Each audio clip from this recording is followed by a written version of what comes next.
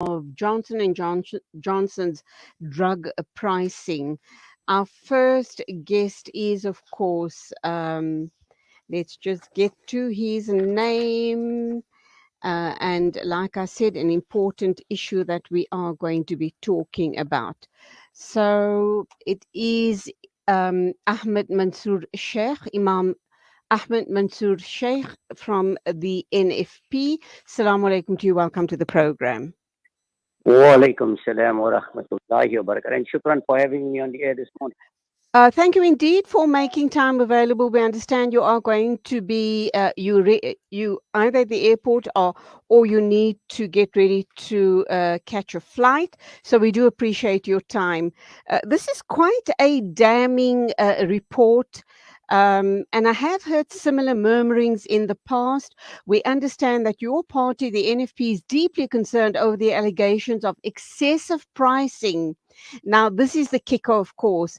It's the excessive pricing of the life-saving TB drug by the giant Johnson and Johnson, and you are calling for an investigation to determine if there are any kickbacks or corrupt practices between J&J and those who negotiate the prices with them on behalf of South Africa. What's your take on this very damning story? Well, yes, indeed. Let me start off by saying, John, this is not the first time that Johnson and Johnson pharmaceutical is on the wrong side of the law. Not, if you remember, not long ago, they were involved even with the Johnson and Johnson baby powder. There were some cancer drugs. There was a whole lot of controversy around Johnson and Johnson, and I know that they have paid substantial amounts in terms of fines as well. Coming back to what is happening in South Africa, yes, indeed, with losing over 50,000 people last year to tuberculosis in South Africa. And here we have a pharmaceutical company in South Africa, that is charging more than double the price of these drugs, particularly, for the purposes of treating tuberculosis in the country. It's totally unacceptable. And yes, indeed, you are correct. The question is, who is negotiating these prices? How are they benefiting us? If you remember during the days of COVID, even this Johnson and Johnson vaccine, even the president of our country went and negotiated directly with Johnson and Johnson, even leaving out the Minister of Health at the time when it came to the vaccine. So there's a whole lot that seems to be going on here, and I think we need a thorough investigation. We are quite happy that the Competition Commission is investigating it, but the question is, why so late? Why do we have to wait so long to even investigate these things? And where is SAHPRA, the South African Health Product Regulatory Authority, who have a responsibility? A similar thing, just to take you away from this. There is so much of reports on the risk on those Johnson and Johnson baby powder. Is anybody doing anything about it? About trying to stop it being sold at the supermarkets, in the retail chains? Nobody's doing anything about it. So, yes, indeed, I think when you talk about this particular drug, the effects it has on society, the amount of money that we are paying for it, we will welcome any investigation. But more importantly, we need to get to the bottom of it. Who is negotiating this price? On what basis are we paying a lot? Exactly the same thing with the vaccine. You know that Africa paid a lot more for vaccines than anybody else has done that. Can you imagine that? So the thing is, So, and let me go one step further. If you look at the richest people in the world and the impact that COVID-19 had on their life, they became richer. If you look at the wealth that increased on the billionaires in the world, most of them are in the pharmaceutical industry. So really here it seems like something is suspicious. Somebody is benefiting from it. Why did we allow it in the first place? Who negotiated the price? Where is supply chain? Where is treasury to ensure that there is some standardizing of prices and things? And of course, we hope that this competition commission will do justice. please shout out to me when you need to leave because I'll continue talking with you regarding your deep insights on this matter. And I do always enjoy talking with you because of how ethical and moral you are and raise all of these issues at a parliamentary level, and rightly so. So just shout out when you need to leave. Uh, going back to the issue around COVID-19 and who benefited most, isn't it absolutely sickening that people benefit out of the misery of the poorest of the poor? How can they live with themselves? Well, let me start off by saying South Africa went to an all-time low during COVID. Even when people were losing their lives, people in this country decided to loot and steal. You know, I couldn't actually understand that, even with medication, with the treatment of COVID and things. So it was actually shocking that you go to that level. But that's the one point. But coming back to the issue of COVID, let's just look at and the great work that was done by Dr. Shankara Chetty. Okay, not a single patient of Dr. Chetty's died. Not a single patient of Dr. Chetty's had to be hospitalized. Not a single patient of Dr. Chetty's needed oxygen. And all he did is he used super treatment. But I must tell you, he is very clear as far as COVID is concerned that it is an unnatural virus created in some laboratory. He's very, very clear about that. And the treatment that he suggested, you know, first of all, it worked effectively. I have been taking it. I can tell you, I've taken ivermectin throughout COVID, and I take it now too. And what about ivermectin? Ivermectin is one drug that is the safest drug you can find in the world and the cheapest drug. Safe to such an extent that the inventor, which is a Japanese inventor, said it is so safe that even an illiterate person can prescribe it. Look at that. But why wouldn't they want to entertain that? Because they can't make money out of it, because it's so cheap. This is the problem that we are facing. So really speaking, this issue of COVID to a very large extent, yes, it was a threat, it took a lot of life, but it was well planned, and the only people that have benefited from these are the pharmaceutical industries that have actually benefited from. Really, I think, and this is why I've repeatedly called, even when I chaired the Human and Social Development Committee in the SADC Parliament, why can't Africa have solutions for its own problems? Why can't we have a pharmaceutical industry created in Africa as well? So that we could be self-sufficient rather than being at the mercy of these big pharmaceutical giants all over. They dictate. If you look at Cipla, look at the CEO of Cipla. Where does she come from? Where does she come from? If you ask exactly with McKenzie, if we talk about McKenzie himself, if you look at how he's been found guilty, he's paid tens of thousands of US dollars in fines. And remember, he's been implicated in South Africa as well. So it seems like that this entire pharmaceutical industry is also, like many other industries, are captured, particularly in our country, and somebody somewhere is benefiting, and we need to get our hands onto that to establish who. Okay. I mean, let me give you a good example. How can the president go and negotiate with Johnson and Johnson, even leaving out the Minister of Health at this time? The minister said he knew nothing about it. Yeah.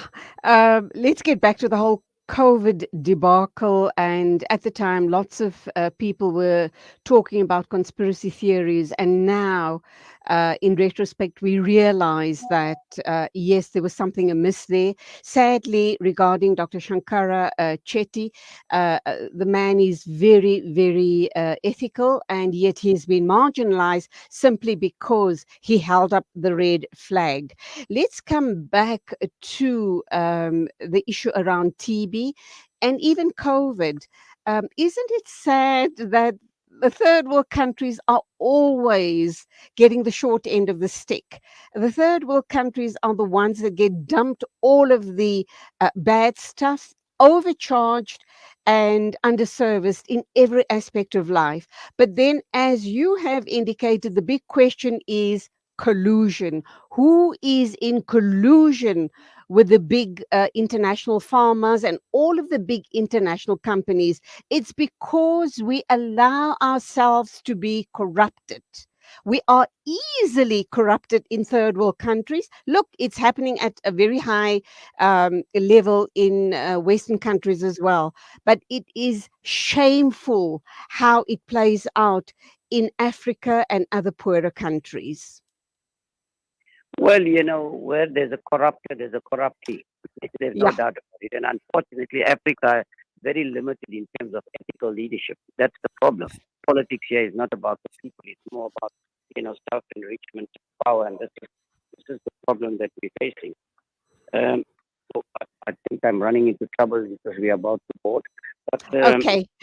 but in a nutshell, I must say that Dr. Shankara Chetty did a fantastic job, saved a lot of lives, and it's a pity that Oh, they now want to take action against him. They want to charge him criminally.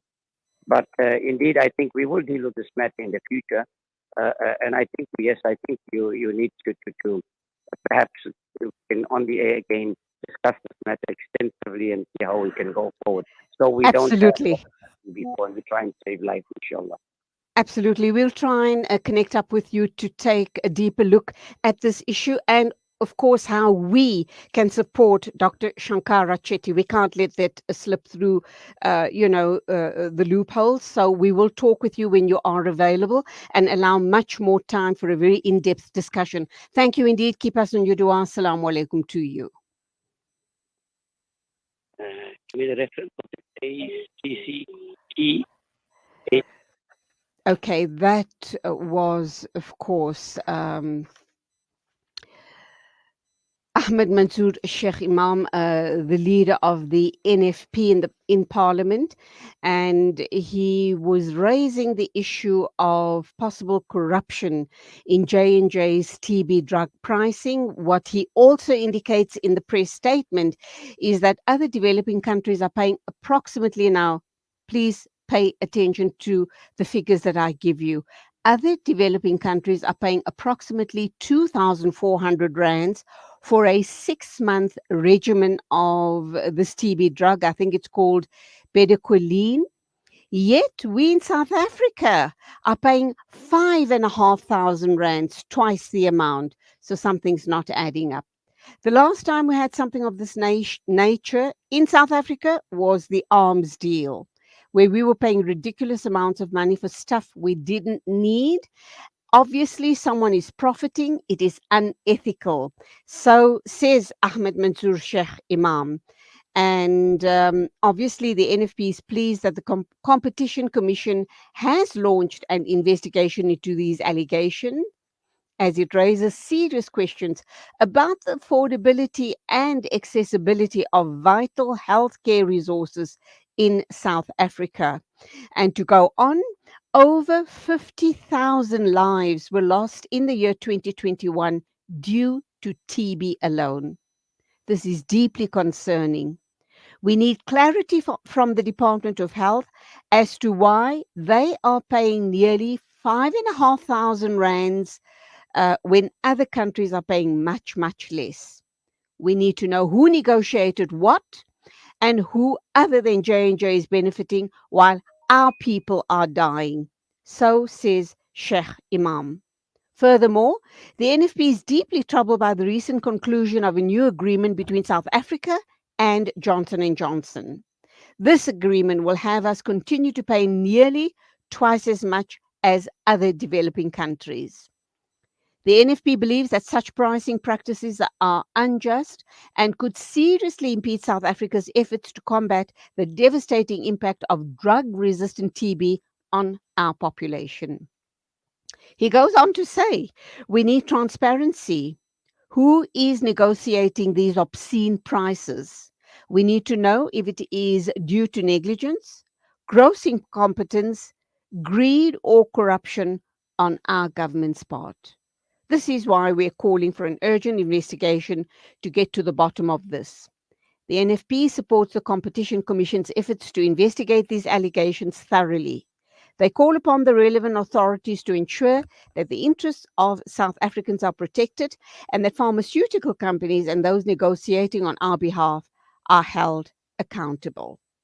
It is exactly 17 after 8 o'clock. News and views on Salam Media, and we went with that story first without an intro this morning, simply because Ahmed Mansour Sheikh agreed to talk to us about this matter, but he also indicated that his time is very limited. He had very short time because he was going to be boarding a plane. So we thank him for that, but I have read out the balance of the press statement to you. Please stand by. We're going for our first ad break, and when we come back, I'll tell you what else we have lined up for you on the show right here on News and Views on Salam Media this Wednesday morning, the 20th of September 2023.